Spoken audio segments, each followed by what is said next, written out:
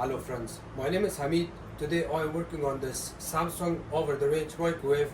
The customer's complaint is the microwave is completely dead, and I'm going to show you how to fix it. It's a very quick fix. You see this tiny fuse in my hand. This is most likely going to be the problem on this unit, and I'll show you how to replace it, how to find this fuse, the location of the fuse, and get your microwave running. So first of all, I'm going to show you here. I'm going to plug it in. You see it's plugged in. The microwave has no light. You see the microwave is completely dead. It's plugged in. And of course my extension cord is okay here. Anytime your microwave is not working, unplug your microwave from the wall where it's hooked up into the wall.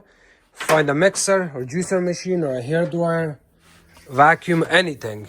And then just plug it in the same spot where the microwave was plugged in and see if it runs. So I'm gonna plug this mixer here, the juicer. It's plugged in and I'm gonna see if we got power or not. So this tells me that the microwave is of course dead and I have power. So what you can do after that is open your microwave door. If you look on the top, there's one screw here and one screw here. They're both Phillips screws. We're going to remove both of them. When you do this, make sure that the power is off. Make sure that the microwave is completely unplugged from the wall. After that, you hold this front grill or this panel, slowly move it to the left. You can wiggle it back and forth and it comes off. The next part is you're gonna remove this screw and that holds the whole control panel in place. It's also Phillips screw. After removing of that, you put your hand on the control panel and lift it up, straight up. If it doesn't come up, do not force it. Look to the top here. You may see more screws holding it. And in some cases, I do not see screws. If your screw is here, you're not going to have any screws. But just in case before you force it, just double check that area. If there's screws, you may want to find a 10 screwdriver and stick it in one of these holes. Remove the screw. And then after that, you can lift up the control panel and put it on the side. Once the control panel is off, you're going to remove this screw. Once you remove that screw, you put your hand in here and you have to push this, you see, with your fingers. You push it and then lift it up. Just like that. You have to discharge the capacitor and then after that you will be completely safe. Or unplug the microwave, wait for 72 hours. Do not wait for a couple hours, wait for 72 hours before you open the microwave apart. That way, you do not have to discharge the capacitor. It can take up to 72 hours in order to discharge the capacitor by itself. And you do not want to wait for 72 hours. Just disconnect the wires from it. You see this wire?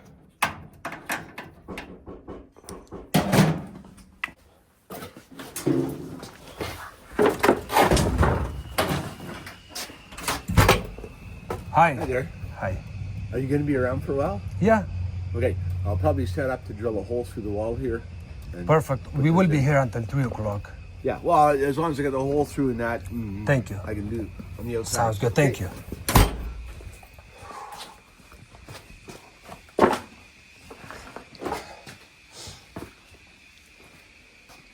So if you can remove those wires from the capacitor, you might as well discharge it.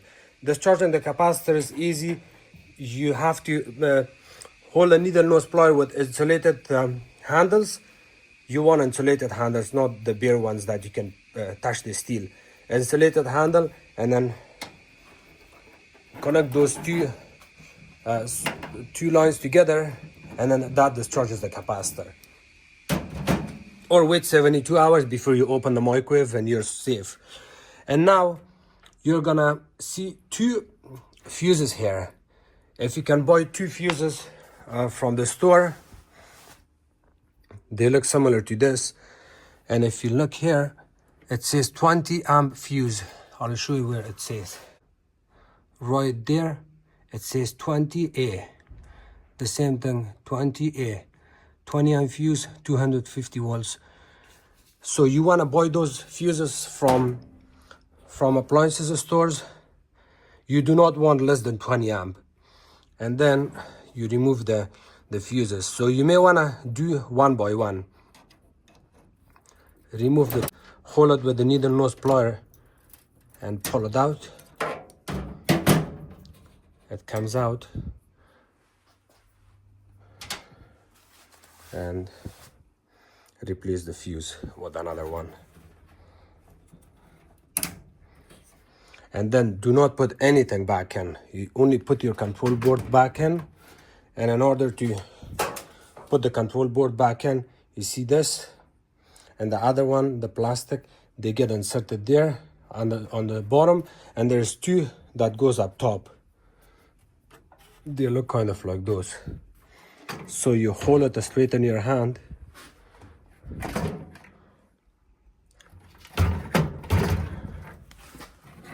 You hold it straight in your hand and line this up, you see, from here.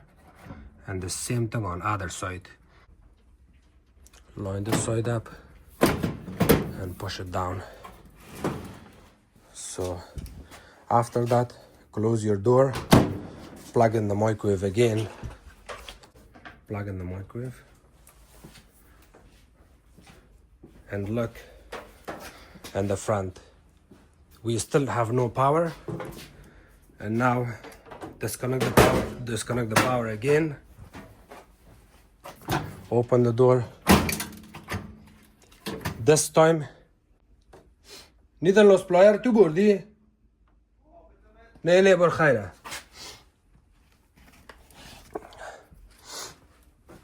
This time we're going to replace this fuse. Remember, anytime you plug in the microwave, you disconnect it, and when you get here, you have to discharge the capacitor. So discharge the capacitor and do it again. I'm going to remove this bottom fuse this time.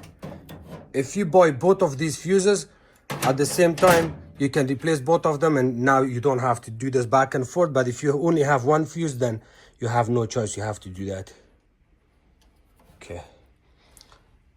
You put the fuse in here and push it.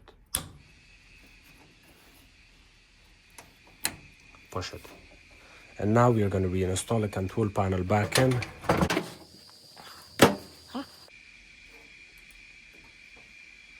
And now I'm gonna check again the microwave. So here you go. This time we got the microwave on. You open the door.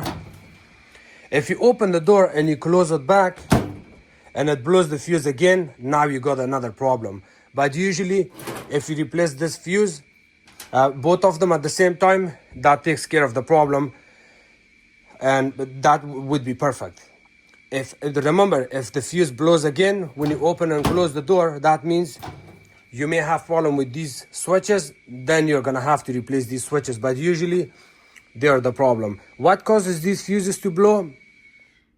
Power surge in the house, opening and closing the door, slamming it would also blow the fuse. There's so many things that can cause the fuse to blow. And then once you know that everything seems okay, you have to put a cup of water there. I have this magic glass I'm gonna put on here because it's hard for me to show you if the water is heating or not, and I don't want to run the water for a couple of minutes. This one would show me right away. If this glass turns red, that means my heat is working in the microwave. If it didn't, then I know that the problem is something else. Maybe it's not heating. So select 3 seconds, let's say. So 10 seconds. Here you go. The microwave is working, the heat is working.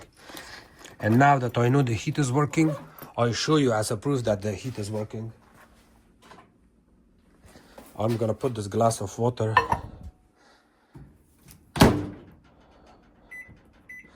run it for 1 minute. The microwave is running.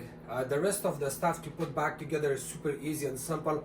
However, I will still show you how to reinstall that black panel back in, because if you don't know, then you're gonna have a hard time. If the fuse blows again, by opening the door, closing the door, or running the microwave for a test, or you run it for a minute and you see it blows the fuse again, the microwave goes completely dead, this could be the next problem. It's called micro switch, the microwave switch. They go bad, and I will show you how it looks. You see it has a button, plunger. If this plunger goes bad or it burns from inside, you're gonna have the same issue, and it will also blow the fuse.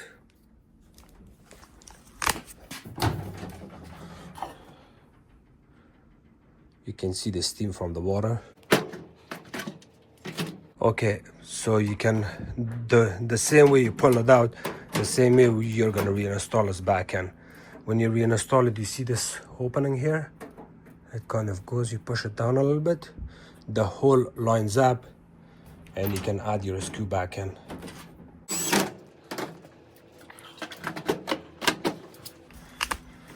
When you reinstall the control panel, please remember, you want this control panel to be flushed here. You see how nice and flush it looks? It's completely flushed. You see it from that side, and you also turn the microwave and also check it from this side. You want to make sure it's flushed all the way to the bottom. If it sits like this open from the top or from the bottom, that's not good. Once you know it's flushed, see this screw? It has a bumpy head.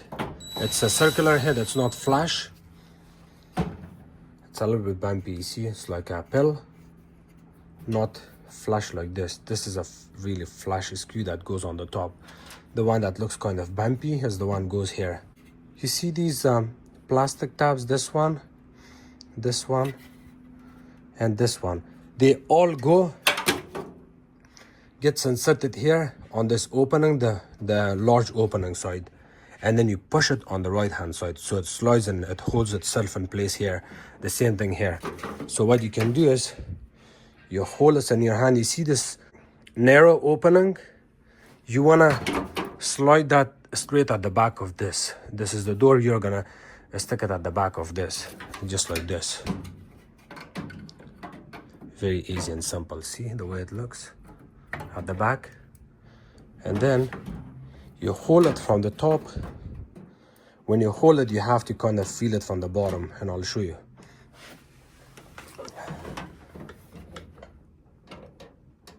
See those tabs in there? You want to line it up.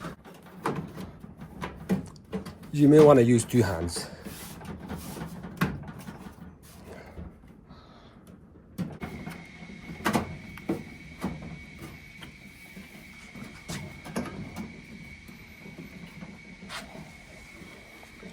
Okay, so now you see it's very smooth and flush.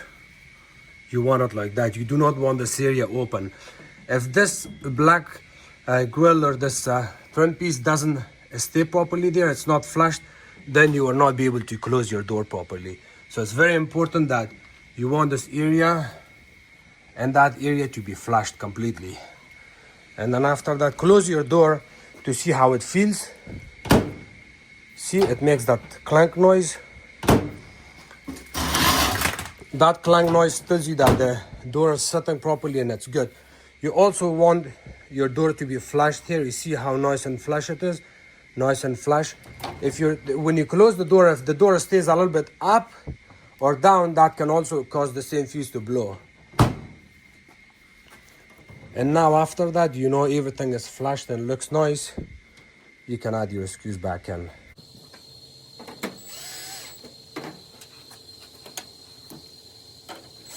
If you're using a power drill, please remember to go slow and smoothly. You do not want to strip these the plastic, because if you strip the plastic and on this, which the screw goes inside, then this grill piece may stay loose and then you're gonna have issues. So use a hand screwdriver or a drill, but with the drill you have to be very soft and gentle.